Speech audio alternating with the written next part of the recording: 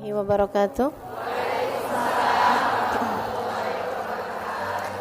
Alhamdulillah. Wassalatu wassalamu ala Rasulillah Muhammad ibn Abdillah wa ala alihi wa sahbihi wa man walah. Subhanaka la ilma lana illa ma 'allamtana innaka antal alimul hakim. Rabbi shrah li sadri wa yassir li amri wahlul 'uqdatan min lisani yafqahu qawli, amma ba'du. Para teman-teman semua yang hadir di sini, ibu-ibu, kakak-kakak, adik-adik, anak-anak, yang semoga semuanya dirahmati, dicintai Allah Subhanahu wa taala, dimuliakan, disyafaati Nabi besar Muhammad sallallahu alaihi wasallam insyaallah. Amin ya rabbal alamin. Dan pada hari ini kita punya tema wanita berkelas surga. Saudaraku sekalian saya muliakan, seperti yang tadi saya sampaikan, pilihannya tuh cuma dua, surga atau neraka. Surga kita belum pantas, tapi neraka kita gak kuat. Maka emang benar yang disampaikan dalam syair yang kabarnya syairnya Abu Nawas, kabarnya juga syairnya Imam Syafi'i atau ulama yang lain yang biasa kita dengar tuh. Ilahi lastulil firdausi ahla wala aqwa ala naril jahimi fahabli taubatan waghfir dunubi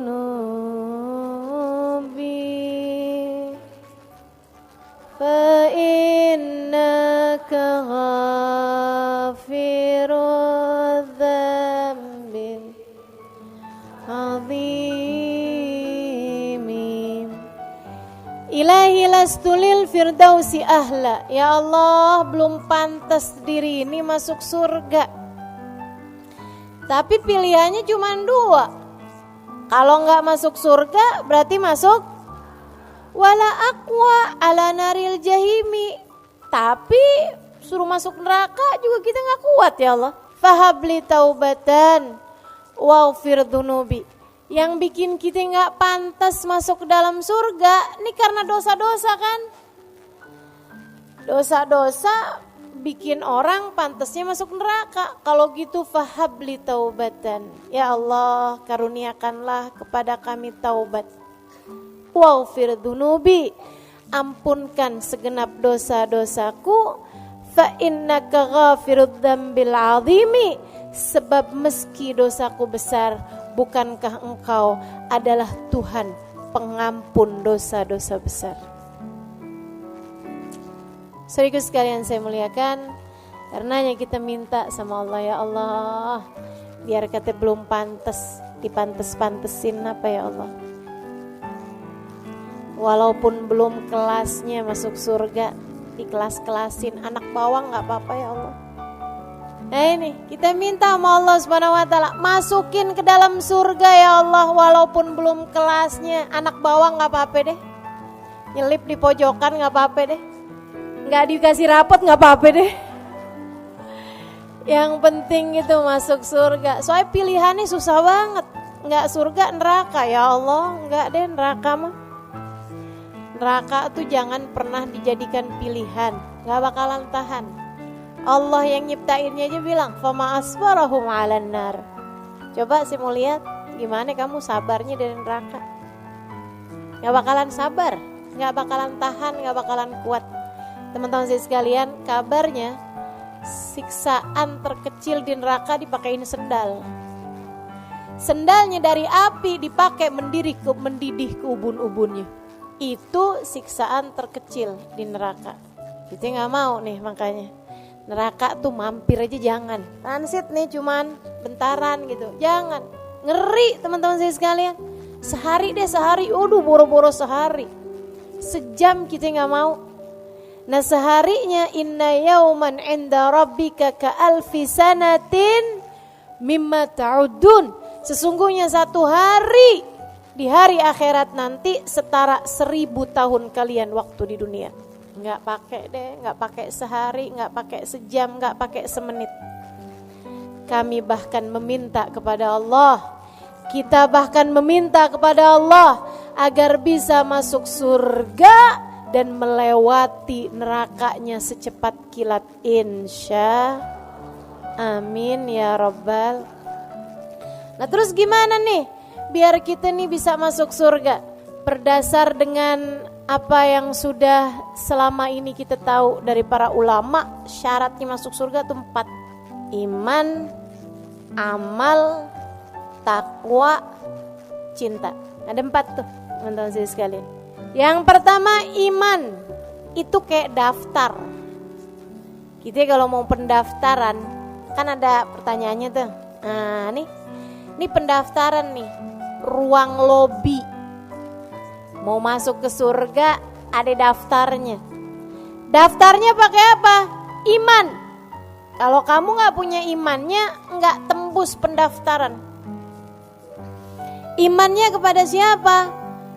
La ilaha illallah Muhammad Rasulullah. 2 kalimat syahadat tidak terpisahkan. Makanya sampai-sampai ada tuh, saya pernah dengerin seorang ulama menyampaikan, kalau kamu cinta sama seseorang gak mau pisah sama dia, kalau lagi pisah ucapkan la ilaha illallah, dia ucapkan Muhammad Rasulullah. Suami istri misalnya gitu ya, suami mau pergi kemana, kita ngarepin mudah-mudahan baliknya ke rumah kita, jangan ke pintu orang. Kita bilang la ilaha illallah, dia bilang Muhammad Rasulullah. Nah insya Allah. Kenapa gitu? Insya Allah balik nyatu kembali. Kenapa? Sebab kalimat la ilaha illallah dengan Muhammad Rasulullah itu tidak terpisahkan. Gitu. Boleh diamalin ya Ustazah? Silakan aja. Habis ini mendadak-dadak semua orang ngomong sama saya, la ilaha illallah Ustazah. Jadi nih pendaftarannya adanya di iman. Imannya 2, gak boleh dipisahin. Tuhanmu Allah, Nabimu Muhammad. Teman-teman sekalian saya muliakan, kalau udah 2 ini gak beres, 2 ini gak benar, 2 ini gak pas, maka gak bisa masuk dalam surga. Entah itu di la ilaha illallah atau itu di Muhammad Rasulullah. Punya la ilaha illallah doang, tapi gak punya Muhammad Rasulullah. Dia sih beriman Nabi Muhammad nabinya, tapi meyakini ada nabi lain sesudah Nabi Muhammad. Namanya Mirza Ghulam Ahmad dari India. Kalau nabi dari India kita gak percaya, gitu kan ya. Nah ini ada nabi, oh terkenal agamanya, namanya Ahmadiyah. Orang-orang yang imannya Nabi Muhammad diakuin sebagai nabi, tapi sesudah Nabi Muhammad ada nabi lain lagi, namanya Mirza Ghulam Ahmad. Wah ini bukan nih, dia nih gak lolos masuk di pendaftaran. Nah sono gak bisa, gitu deh. Atau misalnya la ilaha illallahnya benar, tapi Muhammad Rasulullahnya enggak, nabinya cuman sampai Nabi Isa. Oh gak masuk, gak masuk, gitu kan ya. Sebab Nabi Isa sendiri, orang kalau gak percaya sama Nabi Muhammad berarti gak percaya juga sama Nabi Isa. Kenapa gitu? Sebab Nabi Isa tuh bilang, sesudah saya akan ada nabi yang wajib kalian imani, namanya Muhammad. Kata Allah dalam Al-Quran, wa mubashiran birasulin ya'ti min ba'di ismuhu Ahmad.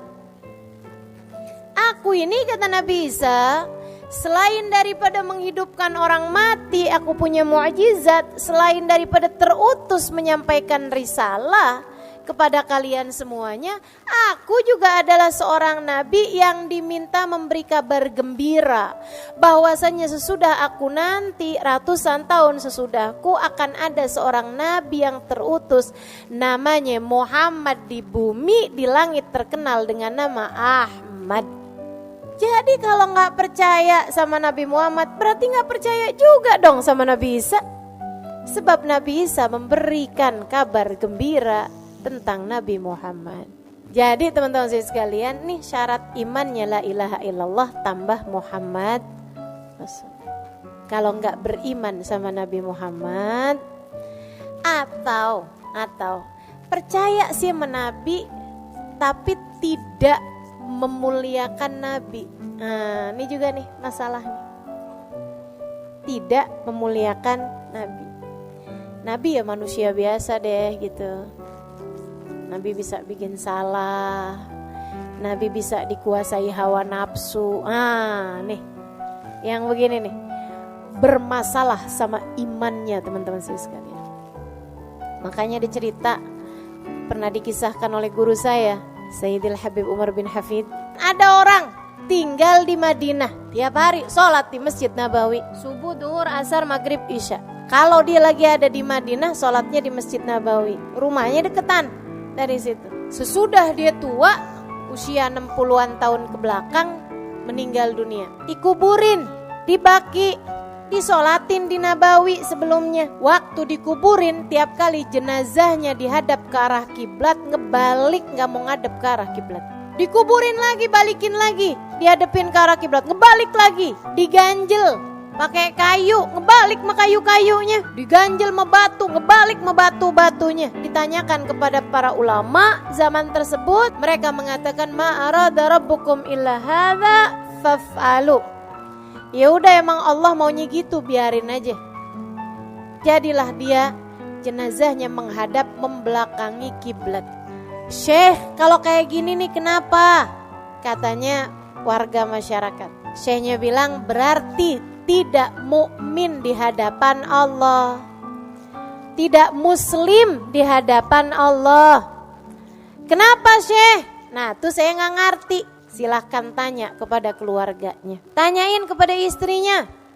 Istrinya bilang, waduh laki saya tuh bagus, sholatnya benar, amal dia punya. Dia bilang orangnya baik, sama keluarga baik, gak pernah ninggal, jauh dari dosa-dosa.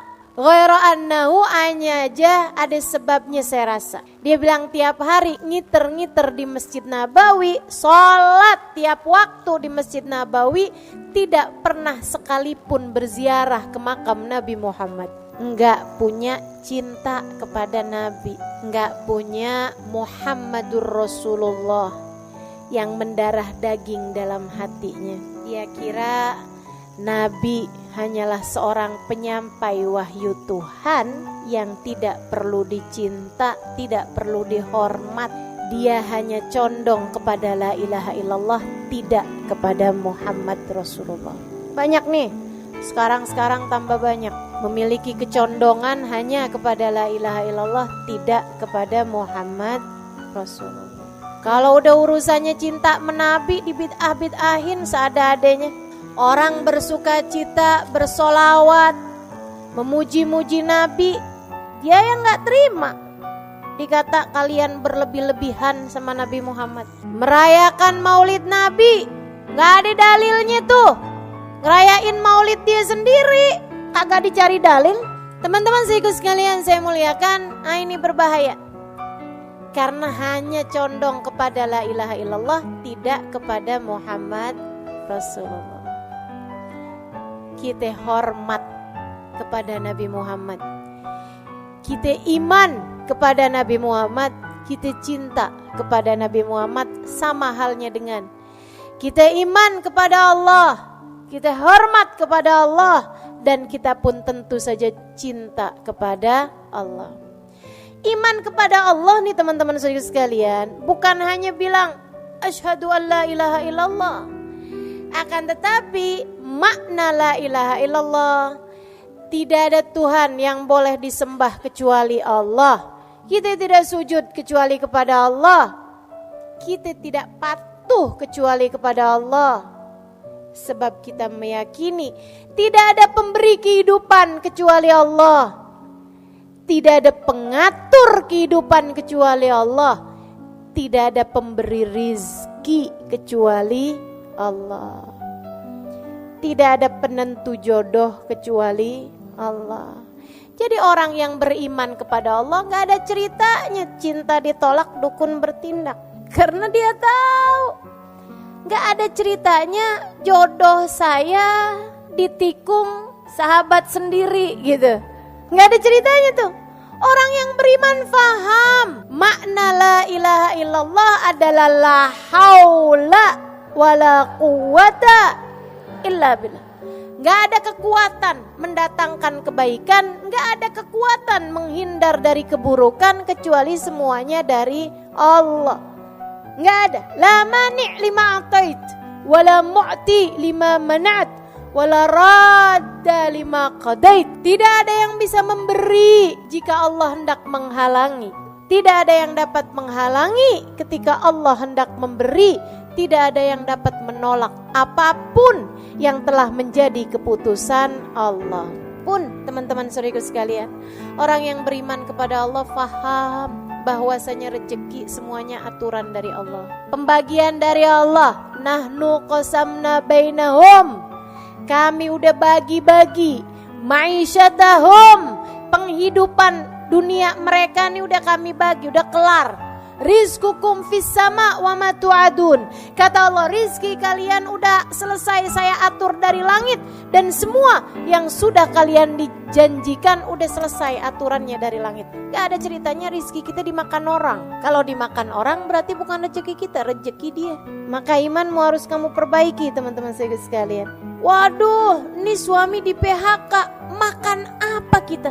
Wah, kita nih kalau keluar dari perusahaan ini, makan apa kita? Waduh, makanya ada banyak orang-orang yang mendewakan atasannya. Ada orang-orang yang semacam menyembah pekerjaannya. Ada orang-orang yang menjadi abd, menjadi budak bagi uang, bagi harta, bagi dinar, bagi dirham. Ini yang dikhawatirkan Nabi Muhammad alaihissalam. Katanya Nabi Muhammad alaihissalam, inna likulli ummatin ijil, wa ijil ummati ad-dinar wa dirham. Setiap umat rasa-rasanya punya sesembahan lain selain Allah. Dan sesembahan umatku ad-dinar wa dirham, uang dan harta. Nih yang dijadikan sesembahan sama umat ini teman-teman sekalian. Maka imanmu itu adalah syaratmu menuju ke dalam surga. Pastikan kamu sudah memiliki kadar yang benar dari keimanan. Pastikan kamu sudah berkeyakinan dengan keyakinan yang benar tentang Allah dan Rasul-Nya. Sebab itu adalah gerbang pertama, pemeriksaan pertama, pendaftaran pertama bagi kelayakanmu untuk masuk ke dalam surga. Ayo beriman. Saudaraku sekalian, jangan pernah lepas dari hati. Iman kepada Allah di satu sisi, iman kepada Nabi Muhammad di sisi yang lain. Cinta kepada Allah di satu sisi, cinta kepada Nabi Muhammad di sisi yang lain. Bahagiamu dengan Allah, bahagiamu dengan Nabi Muhammad. Iman yang nomor 1. Jadi sekalian saya muliakan, yang kedua apaan tadi? Amal. Bukan cuman iman tapi gak pernah dikerjain. Amalin kalau udah tahu. Allah perintahkan sholat, kerjain. Allah perintahin puasa, kerjain. Allah perintahin tutup aurat, kerjain. Allah perintahin sedekah, kerjain. Teman-teman saya sekalian, amal soleh. Sebab memang benar kita ini bisa masuk surga dengan rahmatnya Allah atau dengan syafaat Rasulullah. Akan tetapi bagi-bagi jatah surga, katanya Allah, adkhulul jannah udkhulul jannah birahmati waqtasimuha bi'amalikum.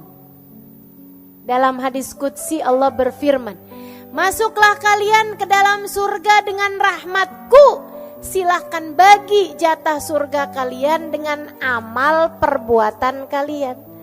Nah kalau kita imannya punya amalnya kagak, keleleran di surga. Kayak udah masuk hotelnya tapi kita belum booking kamarnya. Kan begitu ya? Keleleran kita. Teman-teman saya sekalian, di hotel nih tapi di lobi doang. Kagak enak ya? Demikian pula dengan di surga nanti. Itu waqtasimuha bi'amalikum. Bagi-bagi jatah surganya sesuai dengan amal perbuatan kita. Teman-teman saya sekalian, Nabi Muhammad cerita, pintu surga tuh nanti macem-macem. Nih kata Nabi nih, ya. Surga tuh kan ada 7 tingkatan. Darajat, semakin tinggi berarti semakin bagus. Nah di dalam surga yang 7 tingkatan itu juga masing-masing jatah surganya dibagi-bagi sesuai dengan amal perbuatan. Makanya Nabi Muhammad bilang, innalil jannati bab yuqalu lahur rayyan. Sesungguhnya di dalam surga terdapat satu pintu namanya Rayyan. La yadkhuluhu illa shaimun. Tidak ada yang masuk di dalamnya kecuali ahli-ahli puasa waktu di dunia. Puasa wajib iya, puasa sunnah iya. Puasanya bukan cuman puasa perut farji, tapi dipuasain seluruh anggota tubuh dari dosa. Walaupun udah malam tetap puasa perut dari kekenyangan, tetap puasa seluruh anggota tubuh dari dosa. Ini ahli-ahli puasa teman-teman saya sekalian. Ada pintunya sendiri namanya Rayyan. Kalau kita bukan ahli puasa nggak bisa masuk di sana. Ada pintu Nabi Muhammad cerita namanya Babur Rahmah. Babur Rahmah, pintu Ar-Rahmah, pintu rahmat. Itu buat siapa? Buat orang yang pernah ditinggal wafat oleh orang tercintanya waktu di dunia. Dan ketika ditinggal wafat, meninggal dunia oleh orang yang dia cintai waktu di dunia, tinggal mati sama orang yang dicinta waktu di dunia, dia segera bersabar di awal kali mendengarkan musibah tersebut, berkata inna lillahi wa inna ilaihi raji'un, alhamdulillah ala kulli hal. Ibni li abdi baitan fil jannah wa sammihi baitul hamd. Katanya Nabi Muhammad alaihissalam, Allah berfirman, hambaku, wahai malaikatku, bangunkan untuk hambaku sebuah rumah di surga. Kasih nama rumah tersebut Baitul Hamd, rumahnya orang yang pandai berterima kasih kepada Allah. Kekasihnya meninggal, dia tetap berterima kasih juga kepada Allah. Karena dia faham apapun yang terjadi adalah yang paling baik yang Allah berikan pada hambanya. Masya Allah. Jadi teman-teman saya sekalian, ada pintunya sabar, ada pintu buat ulama, ada pintu buat orang-orang ahli dakwah fillah, ada pintu buat anak yang berbakti kepada orang tua, ada pintu buat orang-orang ahli jihad fisabilillah, ada pintu buat para pembaca Al-Quran dan pengamal Al-Quran, ada pintu-pintunya teman-teman saya sekalian. Dan buat istri yang solehah, yang dia bakti kepada suaminya, bikin ridho suaminya, sampai suaminya merasa bahwa hidupnya seperti berada di surga bersama dengan istrinya yang solehah tersebut. Teman-teman saya sekalian yang saya muliakan, dia junjung, dia muliakan suaminya. Jadi istri yang benar-benar mampu membahagiakan suaminya, kalau meninggal dunia boleh pilih pintu surga manapun yang dia inginkan. Bebas, kamu bebas milih pintu surga manapun yang kamu inginkan. Masya Allah. Bu, para istri, ini kita bisa masuk surga jalur pintu khusus nih. Boleh milih teman-teman saya sekalian. Ayu mamratin salat farda, samat syara, wa ta'at zawjaha, faltadkhulil jannah min ayyi babin sya'at. Kalau ada seorang istri, dia benar sholatnya, fardunya, dia benar puasa Ramadannya, Yang bolong-bolong ditambalin sesudahnya, karena dia mens, karena dia nifas, dia bayar sesudah bulan Ramadannya. Dia gak punya puasa sunnah banyak-banyak, dia gak punya sholat sunnah banyak-banyak, tapi dia punya amal ibadah berupa menyenangkan suaminya, sampai suaminya ridho kepada dia. Nanti kelak kalau masuk surga, boleh milih pintu surga manapun yang dia inginkan. Kata Nabi Muhammad SAW. Tapi emang ya, nih kalau belum kawin sih belum tahu rasanya. Kayak gampang. Kayak gampang. Betul apa enggak? Ini yang belum kawin nih. Saya pengen kawin biar bisa masuk surga dari jalur pintu khusus.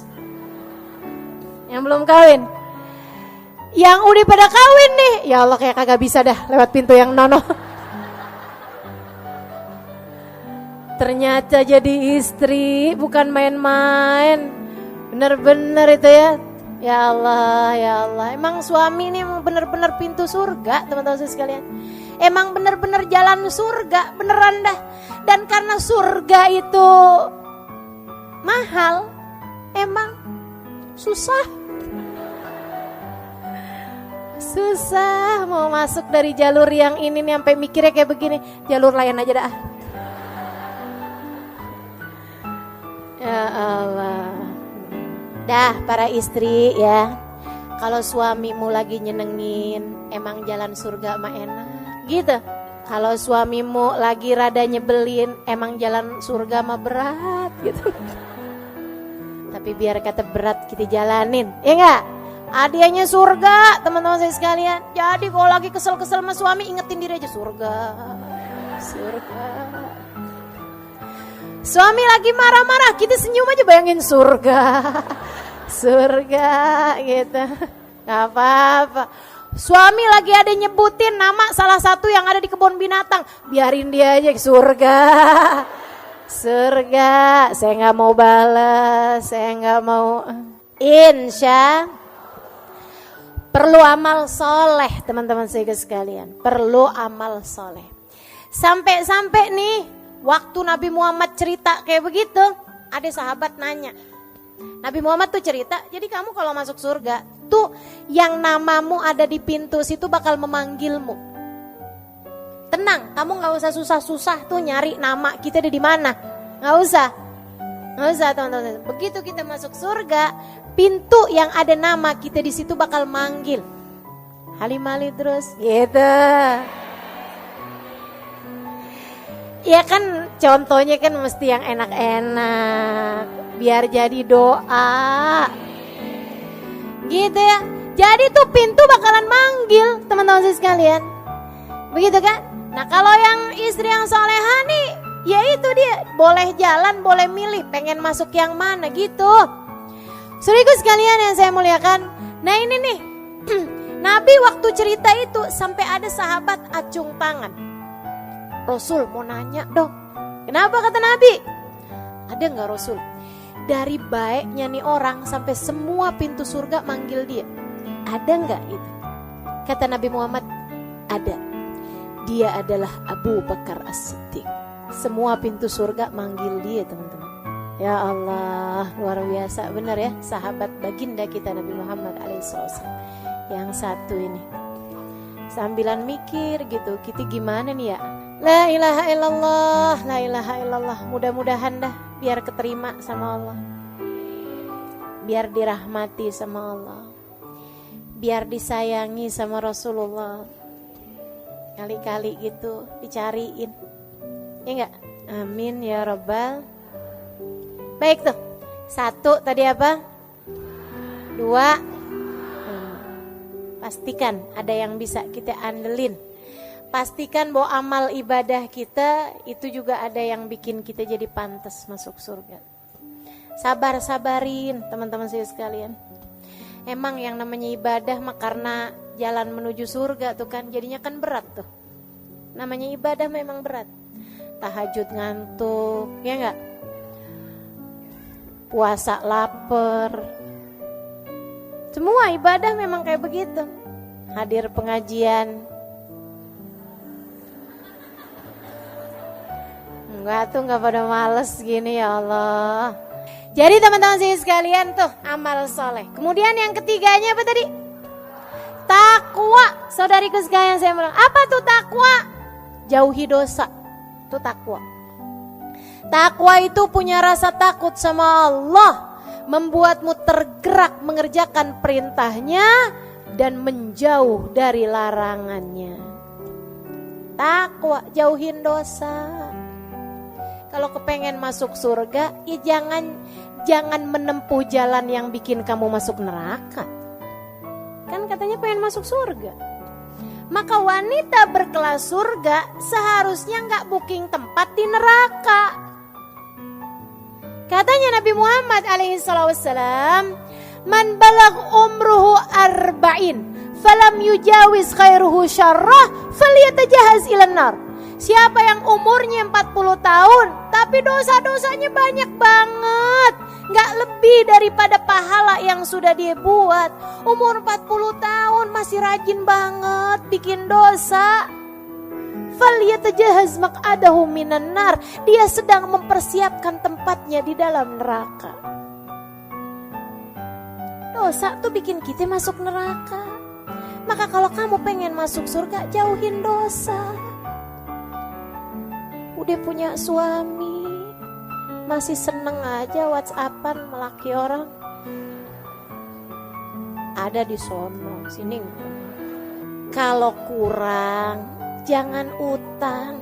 Apalagi kalau hutangnya hutang riba, haram. Teman-teman, haram.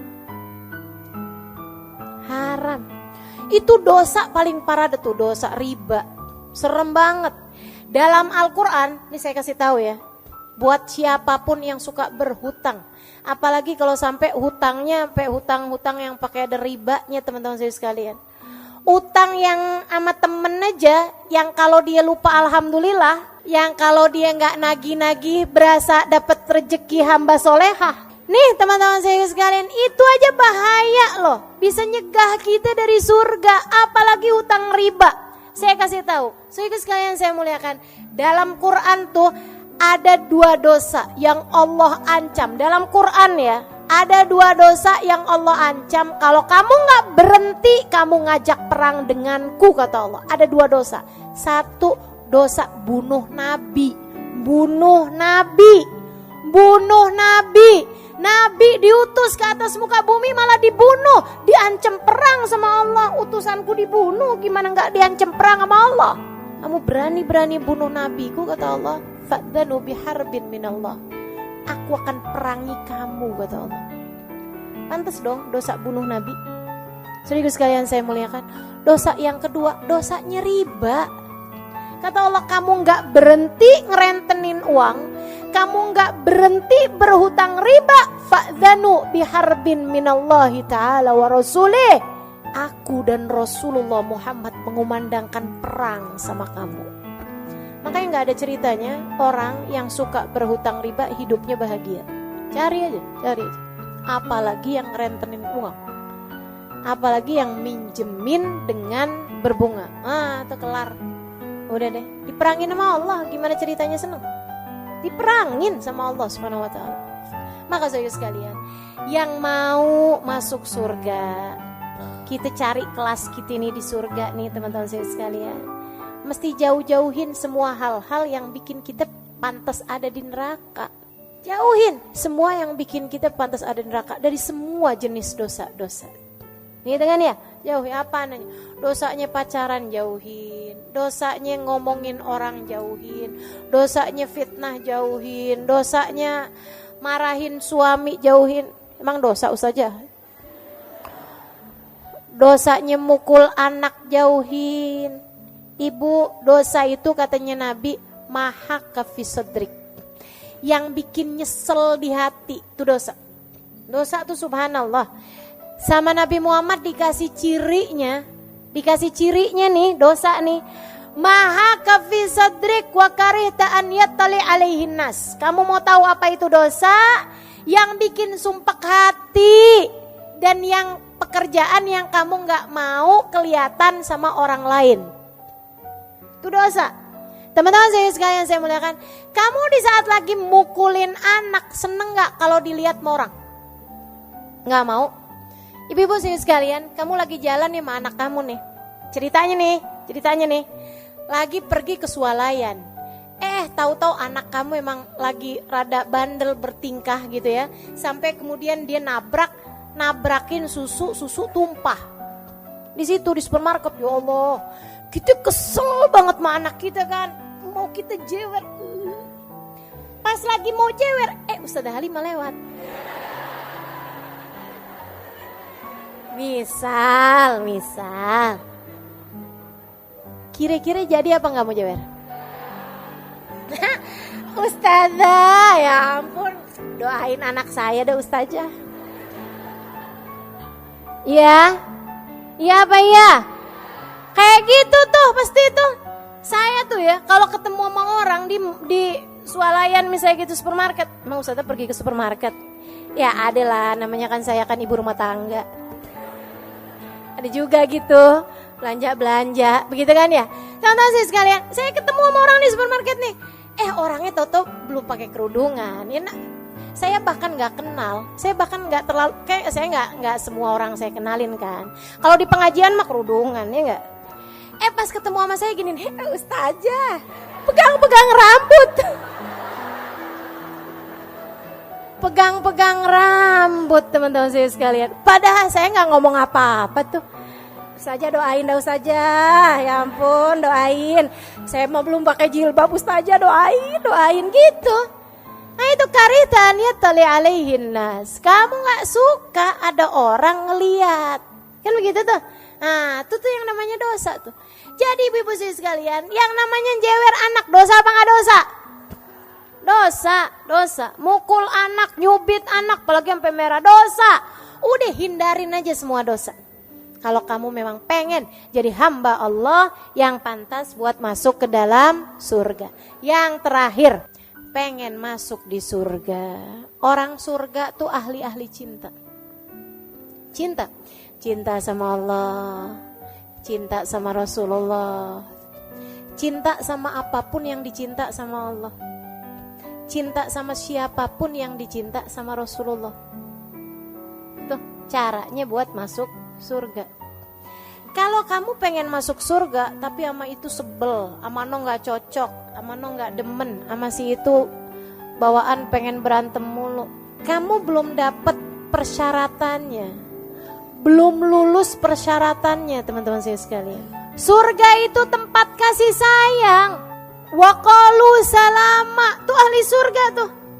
Qalu salama, mereka selalu hanya akan berkata salam, damai, bahagia, senang, gitu. Ketemu senyum tuh ahli surga. Saudara sekalian saya muliakan, kata Nabi Muhammad, innakum lan tadkhulul jannah hatta tu'minu. Kalian gak bisa masuk surga kecuali kalau kalian beriman. Walan tu'minu hatta tahabbu. Kalian gak bakal beriman kecuali kalau kalian saling cinta. Syarat mutlak buat masuk surga harus punya cinta. Siapa yang kita cintai? Semuanya kecuali setan. Semua mesti kamu cintai. Bahkan gak cuman manusia teman-teman saya sekalian, malaikat kamu mesti cinta. Kan begitu ya? Abis gitu makhluknya Allah, binatang-binatang aja kita mesti cinta sama binatang. Cintai kucing, jangan dipukulin sapu mulu. Kan begitu ya? Cintai binatang-binatang, cintai makhluk hidup, pepohonan pun kamu mesti cintai. Kan begitu ya? Saudara sekalian saya muliakan, jangan nebang hutan sembarangan, jangan bakar-bakar hutan. Kan begitu tuh. Nih, kita mesti cintai makhluk Allah Subhanahu wa taala semuanya.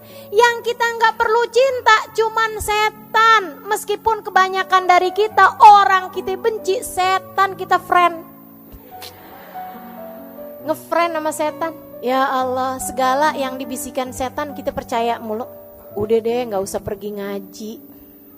Mendingan hari Minggu kayak begini kita ke mall aja deh. Bener juga ya. Dia friend sama setan. Giliran diajakin sama temennya kita pergi ngaji yuk, ogah.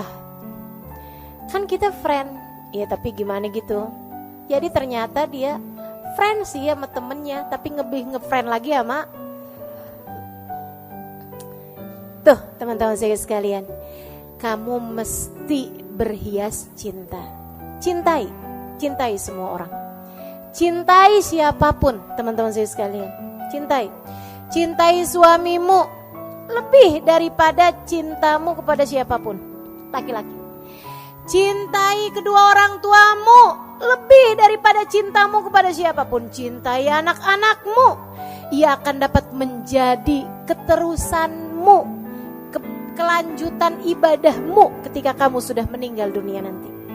Cintai guru-gurumu, kalau tidak karena mereka kamu tidak mengerti jalan menuju surga. Cintai orang-orang di sekelilingmu, mereka adalah saksi-saksimu di atas muka bumi ini. Saksi-saksi kita di atas muka bumi ini. Baik yang kamu lakukan kepada mereka, maka akan baik pula lah penyaksian mereka untukmu di hari akhirat nanti. Jelek yang kamu lakukan kepada mereka, maka akan direpotkan kamu dengan penyaksian keburukan-keburukanmu kelak di hari akhirat nanti. Maka teman-teman saudara sekalian, syarat menuju surgamu ada 4. Laksanakanlah itu dalam kehidupanmu. Miliki iman yang dapat membuatmu faham tidak ada sesuatu terjadi kecuali dengan izin Allah, dan bahwa manusia yang seharusnya kamu ikuti jalannya di atas muka bumi ini, kamu hormati lebih daripada siapapun. Imam bagi kehidupanmu adalah bagindamu Nabi besar Muhammad sallallahu alaihi wa ala alihi wasallam. Kemudian yang kedua, milikilah amal soleh, amal perbuatan, bergegaslah, fastabiqul khairat, lakukan amal-amal ibadah. Salah satunya adalah berusaha untuk bangun sebelum subuh dan mengerjakan tahajudmu, teman-teman saudariku sekalian, sebab itu adalah waktu intim antaramu dengan Allah Subhanahu wa taala. Kemudian yang ketiganya, takwa. Jauhilah perbuatan-perbuatan dosa, ia akan dapat menarikmu menuju neraka. Dan yang terakhir, cintailah semua hamba-hamba Allah Subhanahu wa taala, wabil khusus cintailah umat Nabi besar Muhammad sallallahu alaihi wasallam yang kamu berharap kelak beramai-ramai masuk ke dalam surga Allah bersama dengan mereka semua. Rabbana zalamna anfusana wa illam taghfir lana wa tarhamna lanakunanna minal khasirin. Rabbana atina fid dunya hasanah wa fil akhirati hasanah wa qina adzabannar. Da'wahum fiha subhanakallahumma wa tahiyatum fiha salam. Akhiru da'wana anil hamdulillahi rabbil